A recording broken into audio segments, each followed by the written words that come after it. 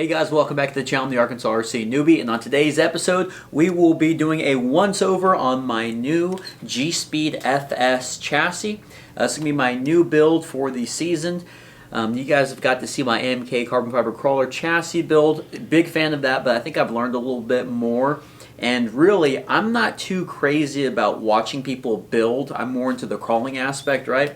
But on today's episode, I'm hoping that you guys leave some comments and maybe some input, some tips and tricks maybe to getting this thing completely set up. I'm going to do a once-over on my chassis, tell you guys some of the things I plan on doing to it, some of the things I have done to it as far as the links are concerned and why I've done those things. So if you guys have just a little bit of insight, maybe some things I'm missing, I would appreciate that in the comments. That's mainly what I'm doing this episode for. That, and there's a few subscribers that have been wanting to kind of see what the new build's all about and kind of getting some in-depth look. So we'll be doing that, and as well, once we get done doing that, we are going to be doing everybody's favorite segment, a little bit of mail time. I have got here, I've been waiting forever in the mail.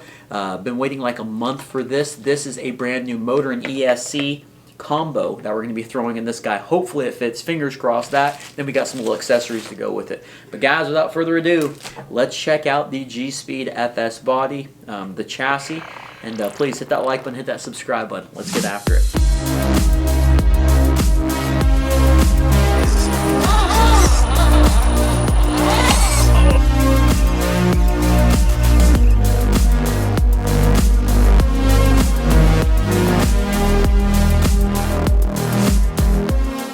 Alright guys, well here she is. I'll be showing a lot of B-roll on this while I talk about it. The G-Speed FS chassis. Okay, now I do have some Injora axles on here. These are the portal axles. I think I paid about $110. Anything that you guys see in this episode, anything I can find, I'm going to be putting in the affiliate links in the description below, so you guys feel more than welcome to check that out. If you see some of these parts that maybe you're interested in, or maybe that you've had, or you're looking at buying, you can check out the affiliate links in the description below. But anyway, we've got the portal axles on here.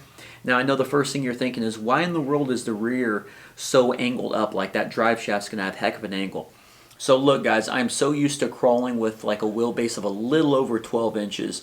And when I first set this chassis up with the rear links, the links are supposed to be with this chassis. I bought it from James out there at the crawling course. He gave me a pretty good deal on it, and it came with the links, the rear links, the uppers and the lowers. When I set it up, the wheelbase was just super long, right? And right now I have it at a, I mean, I even think the wheelbase is long now. It's right at, it's a little over 12.5 inches. And that bothers me because it's just something that I'm not used to as far as the length is concerned. It would have been heck of even a lot longer, maybe even 13 or 13.25, hadn't I have angled these links. So what I did to angle them is they have different mounts, of course, on the chassis, but I went ahead and tried my hand in tube bending. I even tried to thread some different links, but I bent these links, and it gave me a little bit more clearance right here on the back side. So I do have a pretty good amount of clearance here. I mean, you're going to be hitting that chassis, and that chassis is right at 3.25 inches tall in the rear section. But a little bit more clearance in the middle. And again, it just had, that's what I figured out I had to do with the wheelbase, because if I were to try to manage these upper links and shoot them forward, it would have angled that back even lower, and it would have extended my wheelbase. So that's one of the decisions I chose to make. Is it going to work? Is it going to be binding the entire time with the drive shafts? I'm really hoping not. And another thing too is going to be getting this mail open and trying to see on the next episode if we can fit the drive shafts, the motor, and the gearbox. That's going to be one of the biggest issues. When it comes to links, I'm lost when it comes to links. So that's going to be the both front and rear axles. I am running the Trill portal axle covers, I believe it's called, or the hub covers, something like that. I got the Trill weights on there. This is probably going to be about another 6-pound build. I'm more of the heavy style when it comes to the crawling.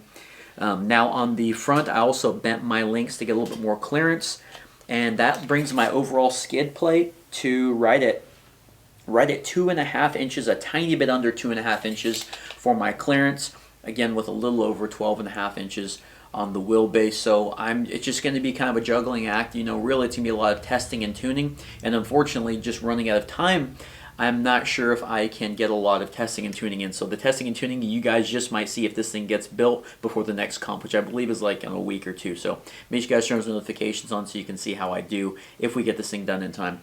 Now, I'm running the Desert Lizard's internal shocks. I do have a droop setup on these. They're 110 millimeters. They're very soft, and again, with the droop, you guys can see how slow that drops there. I do like the articulation. Now, that is one question I would like to ask on more you veterans out there. Are you professionals with the crawling game? Do you want a lot of articulation? I see a lot of these guys running the outer shock style with the spring setups, and they don't have a lot of travel in their shocks, and they don't have a lot of articulation. I would think that you want as much contact on the rocks as possible. So it's kind of weird when I see people's setups. Desert Lizards used to be super popular last year, and now everybody's done switched to different brands or more expensive stuff. So I'm curious on that. Should there be a lot of articulation when it comes to crawling? I would think so, but some guys just like to run planted, you know? Heck, some guys came down a while back and they're running the old school leaf spring setups on their chassis, and there wasn't very much articulation whatsoever. And they got first, second, and third place, so it's pretty crazy. But that's the shocks we're running on this guy. Now the tires are the BFG Krawlers with a K, and they are the Predator compound. I'm a big fan of these tires. I do have some Hyrax tires. You guys got to see those in the last episode that my dad bought me for our Mailtime. Those just those are my go-to tire. Just whenever they wear out and they lose a little bit of knobs on there, they start to lose grip, and then when they get wet, they're almost useless. But these guys here haven't got them wet yet, but I am impressed with the Predator compound. I'm running the squid inserts, and these aluminum wheels are a throwback vintage style wheel you can find on Amazon. I'll try to put that link in the description below as well on these. I do have my shocks mounted with the shock keys. One of the big reasons I like putting these shock keys on there, it probably was unnecessary, but I love having these for my body mounts, so I use them for body post mounts as well. Whenever I stick my body on there, it just keeps it nice and clean instead of having separate body post. My front bumper here is just made up with some carbon fiber.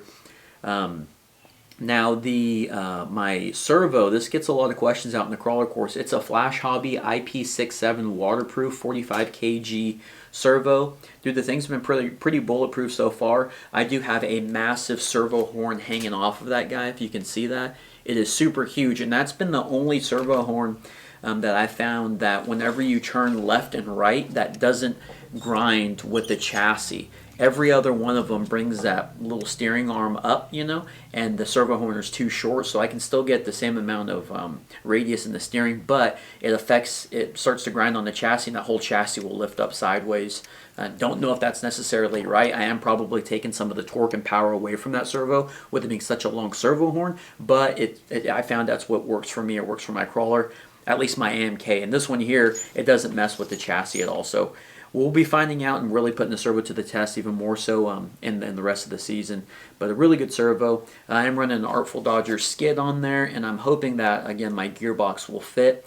My buddy Brian told me that I could just go ahead and drill some holes in there and kind of switch it around if I'm having problems with fitment issues. A little bit of modifying there.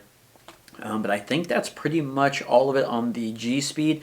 The major things I did were these are the links that I bought with it from James. And again, I just bent those to get a little bit more clearance with it, and to be able to bring my wheelbase in. I didn't want to start trying to stick other links on there. Again, it's that's my biggest issue when it comes to starting a new build. I would love if you could just go on Amazon, type in whatever you've got, and then you can find it. But if it's not a name brand thing, even G-Speed, I don't really carry a lot of G-Speed stuff on Amazon. You're not really going to find that much. I also bent the links up front as well, and I'm hoping that everything's just going to fit. That's my biggest worry here. It's a 3-link setup, but the good thing is none of the links or anything are binding. It's got a lot of free movement. Again, is that too much movement? You guys let me know in the comments.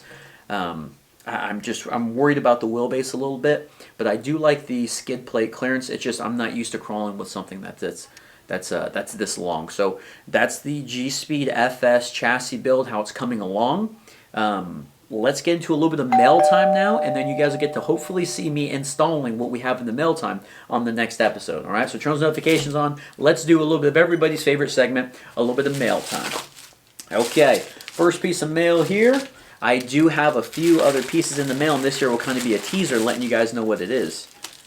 Is that all it is? I thought it was supposed to come with a mount or something. That is a Fairlead. I'm hoping that's going to fit on my bumper up there. This is a Fairlead for a winch. And that's something I found out trying to run a winch on my other chassis. I don't really like mounting the winch right behind the plate here like the G-Speed's got. That's intended for that little front servo mount. I'm looking at ordering a mini servo winch, and what I'm hoping is I can mount it somewhere on the sides of the chassis rail so it's not up here in the way of this, because fitment is going to be an issue. But anyway, I'll be able to mount that Fairlead nice and centered up on one of these bars hopefully, and it keeps that line where it needs to be. I was running previously just in between this gap here on my bumper, and it was not good. It was getting bound up big time. So this was like $7.99 on Amazon. I'll put a link in the description below, and it was like 10% off. So we got Amazon Prime Days coming up. You guys are interested in something like that, check out the affiliate links in the description. Now, this right here, I got to get my paperwork out for this. Super scientific channel. This right here is the... I've been after one of these for so long, ever since I seen it. The first time I seen it, I was like, I need to get one of those, but my budget was not in agreement. This right here was $120. We will put some affiliate links in the description below, guys. I love the sound that they make. I love the speed. I just hear there's a whole bunch of tuning you have to do with this. And apparently you have to download software. This is the Rhino ESC S20 1800 kV 80 amp Outrunner motor and ESC combo. And man, I have been waiting in the mail for this thing to show up for so long. Finally showed up yesterday, and look how tiny this motor is. Wow, that is just too cool, man. That is a tiny motor. Paid 120 bucks for this thing, and the reason I ordered it, one, I've always wanted. I've been saving up. You know, every month I get a budget based on how much the channel makes. I've been saving up, and it's always, I'm going to buy this, I'm going to buy this. But the reason I finally pulled the trigger on this was because my Fusion Pro, I believe it is, did not fit in there with my links because the motor was too long. I think it's a 540 cam. Anyway, that thing is like super short, man. That is very cool. It comes with some barrel adapters there. The RMS20 1800 kV brushless motor. I was going to go with the $100, I think it was like $100 1800 kV. But my boy Brian was like, look, get the S20 because it looks like it's a newer model and there just might be a little bit better options for it. Here is the ESC. It's a little bit bigger than I thought it was going to be. We're going to be getting to some more of the info is what I'm getting at. But the cool thing with this is there's like dip switches in there somewhere.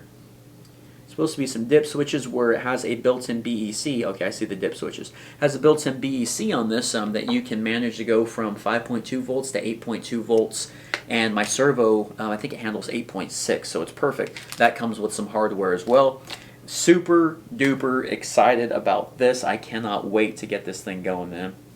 Again, ever since the first time I saw this, I just was like, oh man, I was just so impressed. And you know, technology just keeps on getting better. So I'm hoping that this is going to be a great combo, literally a great combo for my new Krawler. And hopefully the G-Speed, it fits it, and the drive shaft fits, and the gearbox and everything else. But guys, again, if you want to check out the affiliate links in the description below, anything you're interested in here, check it out. Man, please hit that like button, hit that subscribe button, turn those notifications on.